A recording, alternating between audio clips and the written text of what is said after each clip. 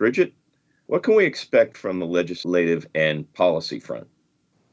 I would say in Washington, just like the rest of the country, we're at a crossroads. On the one hand, we're still in relief mode with the public health and economic crisis and all of that which it entails. And that could be the focus of the next round of legislation. At the same time, there is a lot of pressure to get the economy moving and to shorten the shutdown effect that it is having. So, what this next piece of legislation includes is really still taking shape. And of course, it's going to be affected by the severity of the crisis as the negotiations ramp up. And the timing for this expected next round of legislation is less clear.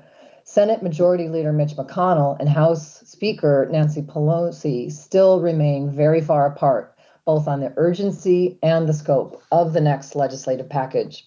There are several areas of disagreement, which is whether or not there should be additional state and local government assistance, whether or not changes to how the aid is distributed through the PPP to small businesses, whether or not there should be voting assistance for states or food assistance via the Supplemental Nutrition Assistance Program again, and of course, infrastructure and other pay-fors that would come with it. So, infrastructure, you look at that, that's more stimulus and forward-looking, and that really kind of is the crux of whether or not we're seeing relief or forward-looking stimulus. So lots are still on the table, and part of it is tied to when Congress comes back. We know that the Senate is coming back on Monday, and we believe now it will be another week at least until the House is back. So that'll certainly affect the discussions. And keep in mind, we did see with the CARES Act itself, the sort of human impact of the